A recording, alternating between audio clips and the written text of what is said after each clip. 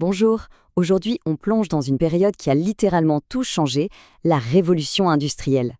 C'est l'histoire incroyable de comment on a complètement transformé notre façon de fabriquer, de voyager et même de vivre. Alors attachez bien vos ceintures, on embarque dans notre machine à remonter le temps. Regardez un peu cette image. D'un côté, un artisan qui fabrique un objet seul avec ses mains. De l'autre, des usines immenses qui fument. La grande question, c'est comment est-on passé de ça à ça? C'est le mystère qu'on va résoudre ensemble aujourd'hui. D'accord. Pour bien piger ce changement énorme, il faut d'abord faire un petit retour en arrière. Bienvenue dans le monde d'avant les usines, le monde des artisans. L'artisanat, c'est facile à comprendre. Pensez à un boulanger qui pétrit son pain à la main. Chaque pain est un peu différent, il est unique. Eh bien, l'artisan, c'est pareil. Qu'il soit potier ou menuisier, il fabrique des objets un par un, pièce par pièce, avec son savoir-faire et des outils assez simples. Forcément, ça demande beaucoup de temps. Et puis, soudain, tout s'accélère. De nouvelles inventions, complètement folles pour l'époque, vont tout bousculer. C'est le début d'une nouvelle ère, celle des machines, de la vapeur et, un peu plus tard, de l'électricité. On passe alors à ce qu'on appelle l'industrie. Et là, c'est tout le contraire de l'artisanat. On ne fabrique plus les objets un par un, mais en très grande quantité. C'est ça, la production de masse. Et pour y arriver, on utilise des machines super puissantes, qu'on rassemble dans des bâtiments gigantesques, les usines. Attention, cette révolution ne s'est pas faite en un jour. Non. On peut dire qu'il y a eu deux grandes vagues. La première démarre vers 1770, à la fin du XVIIIe siècle, surtout grâce à une invention qui va tout changer, la machine à vapeur. La deuxième vague, elle, commence un peu plus tard, vers 1850. Ici, on voit bien la différence.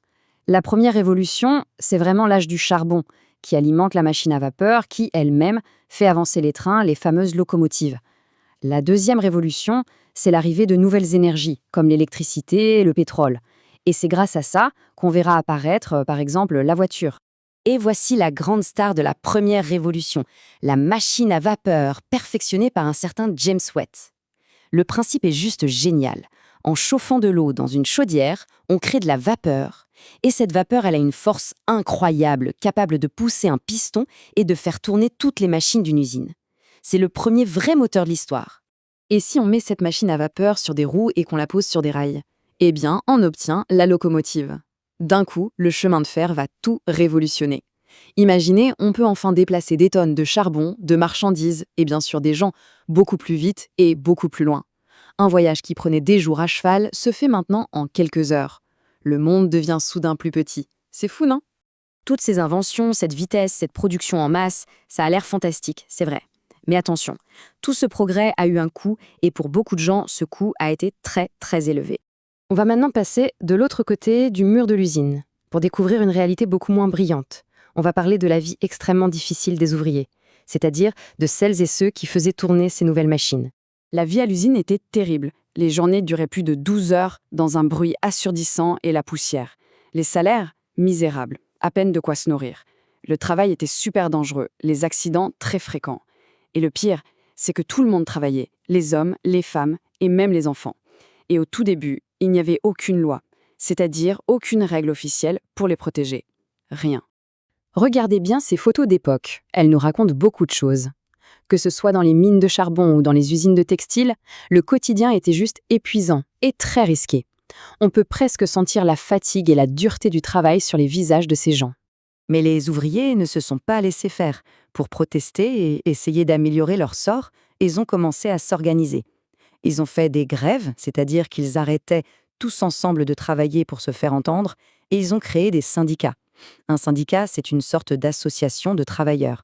L'idée, c'est qu'ensemble, on est plus fort pour défendre ses droits.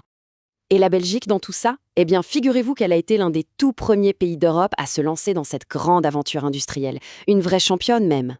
Mais pourquoi la Belgique? C'est simple. D'abord, notre sous-sol, surtout en Wallonie, était bourré de charbon, le carburant numéro 1 de l'époque. Ensuite, le pays était devenu super fort pour fabriquer de l'acier, ce métal ultra résistant essentiel pour les machines et les rails. C'est ce qu'on appelle la sidérurgie. Et le résultat de tout ça, des villes industrielles ont poussé comme des champignons. Et là, attention, notez bien cette date, elle est absolument cruciale, 1835. C'est l'année où la toute première ligne de chemin de fer de toute l'Europe continentale a été inaugurée. Et c'était où? Ici, en Belgique, entre Bruxelles et Malines. C'était un événement mondial qui a montré à tout le monde que la Belgique était vraiment à la pointe du progrès. Bon, maintenant on change de casquette. On va enfiler notre costume de détective de l'histoire. C'est une partie très importante pour bien se préparer à l'évaluation. Apprendre à analyser une image de l'époque. Pour analyser une image, comme une affiche ou une caricature, il y a une méthode super simple en 4 étapes. 1. Je décris simplement ce que je vois. 2.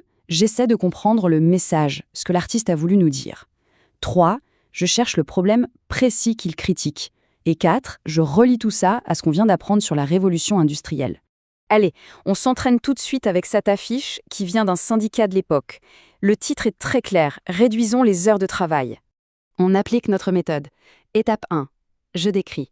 On voit 2 images. À gauche, avec les longues journées, on voit un papa épuisé, une famille triste. À droite, avec les courtes journées, le même papa est en forme et toute la famille est heureuse à table. Étape 3, le message.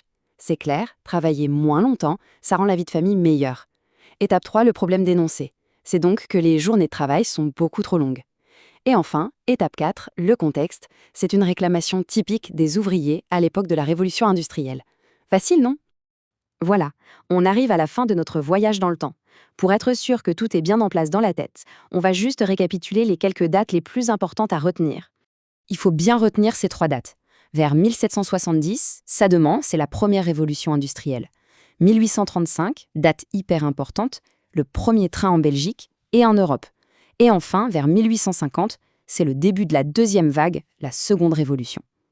Avec ça, on a déjà les grands repères en tête. Et on termine avec une petite question pour réfléchir. La machine à vapeur a été la grande révolution de son temps.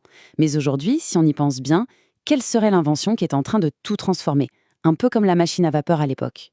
L'ordinateur ? Internet ? L'intelligence artificielle ? C'est une bonne question.